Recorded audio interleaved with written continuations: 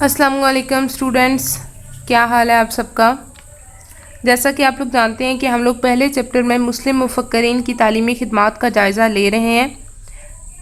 चौथे और आखिरी मुस्लिम मुफक्कर जो यहाँ पे किताब में जिनका निज़ाम तालीम दिया गया है अल्लामा ज़रनोजी, उनके निज़ाम तालीम का हम जायज़ा ले रहे थे।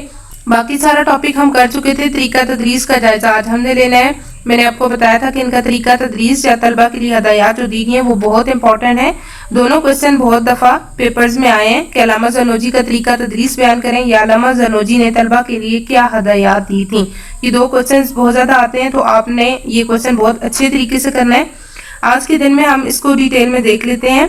तो आप लोग बुक का पेज नंबर 14 ओपन करें। तरीका तदरीस यानी पढ़ाने का क्या तरीका अल्लामा ज़रनोजी ने बयान किया था। आपने तदरीस में दिलचस्पी पैदा करने के लिए उस्ताद पर जोर दिया है कि वो नफ्सियाती तरीके इस्तेमाल करें, यानी तलबा की नफ्सियात के मुताबिक उन्हें तालीम दें।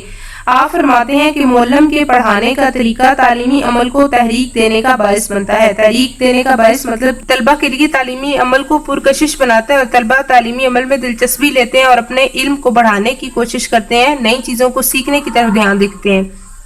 उस्ताद को चाहिए कि वो पढ़ाते हुए तलबा के नफ्सियाती तकाज़ों और ज़रूरियात को मद्देनज़र रखे। इस तरह तलबा ज़्यादा दिलचस्पी का मुज़ाहिरा करते हैं।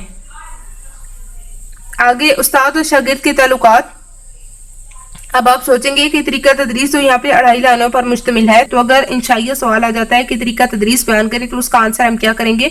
तो उसके आंसर में भी आप लोगों ने यही लिखना है, उस्ताद और शागिर्द के ताल्लुकात या तलबा के लिए हदायत। और अगर अलग से क्वेश्चन आता है तलबा के लिए हदायत तो भी आप यही आंसर करेंगे। यानी ये जो आपका टॉपिक है ये 2 in 1 है। दो क्वेश्चंस का एक ही आंसर है। उस्ताद और शागिर्द के ताल्लुकात। उस्ताद और शागिर्द के ताल्लुकात के हवाले से तो अल्लामा ज़रनोजी का कोई मौजू अलग से तहरीर नहीं है।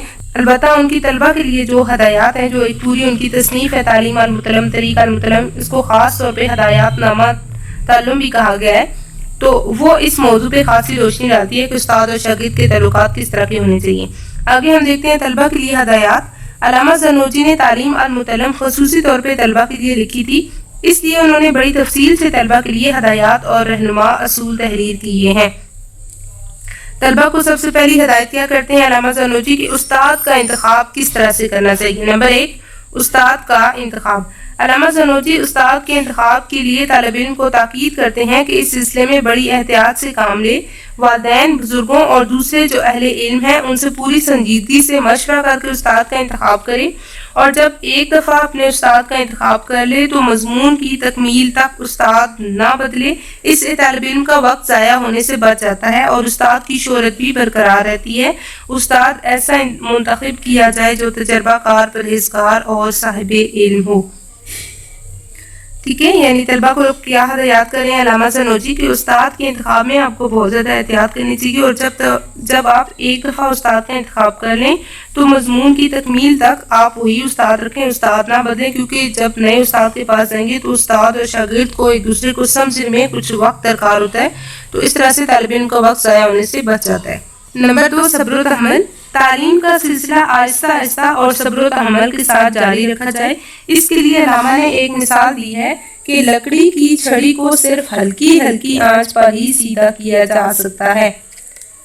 तालीम की हसूल में तातुल ना आने दिया जाए, यानी खला ना आने दिया जाए, गैप ना आने दिया जाए। लगातार और आहिस्ता आहिस्ता थोड़ा थोड़ा पढ़ते रहें और गुर्बत को भी आड़े ना आने दिया जाए, खास इसके लिए मेहनत मजदूरी ही क्यों ना करनी पड़े। यानी गुर्बत को बहाना नहीं बनाना चाहिए, बल्कि आपको मेहनत मुशक्कत करके अपनी पढ़ाई की तरफ तवज्जो देनी चाहिए, या अपने पढ़ाई के जो छोटे छोटे अखराजात हैं वो कोशिश करनी चाहिए कि खुद पूरे कर सकें। नंबर 3, शरीक दर साथी का इंतखाब, यानी क्लास फेलो का इंतखाब। अपने हमदर्द साथियों में से दोस्त ऐसे तालिब इल्म को बनाया जाए जो मेहनती हो, साले हो यानी नेक हो, परहेजगार हो, तस्लीम तबा हो यानी वो अच्छी चीजों को मानने वाला हो, सुस्त और गलत कार, फसादी, फितना पर्दास और बेहुदा तालिब इल्म को साथी ना बनाया जाए।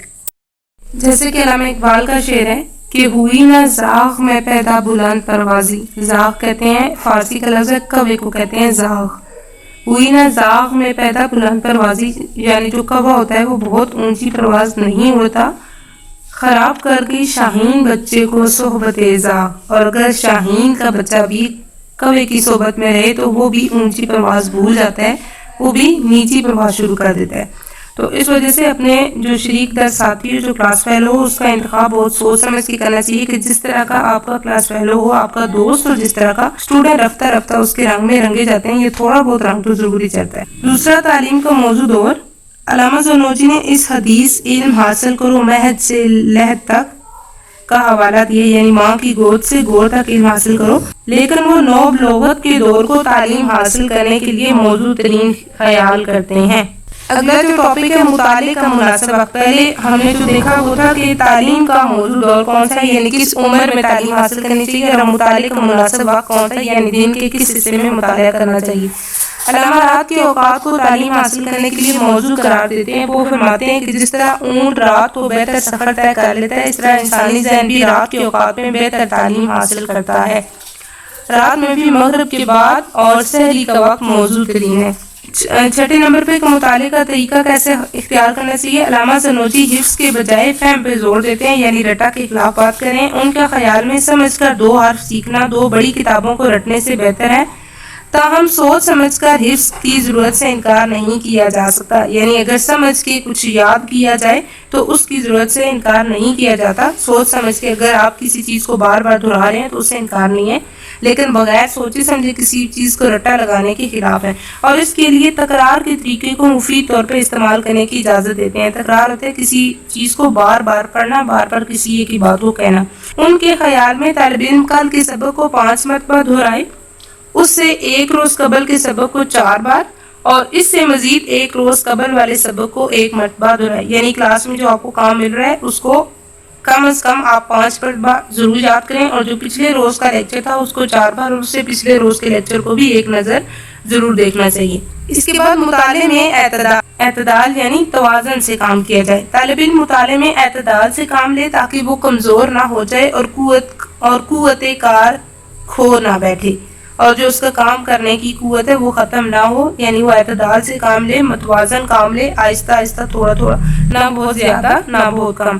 اس سلسلے میں انہوں نے رسول پاک صلی اللہ علیہ وسلم کی حدیث کا حوالہ دیا ہے جس میں کہا گیا ہے کہ تمہارا ذہن تمہاری سواری کا جانور ہے، اسے اعتدال کے ساتھ استعمال کرو، یعنی جس طرح اپنی سواری کے جانور کا خیال رکھا جاتا ہے کہ اسے آرام کا وقت بھی دیا جاتا ہے اور اس سے سواری کا کام بھی لیا جاتا ہے، تو اسی طرح انسانی ذہن کو بھی تھوڑی دیر آرام اور اس کے بعد اس سے کام لیا جائے۔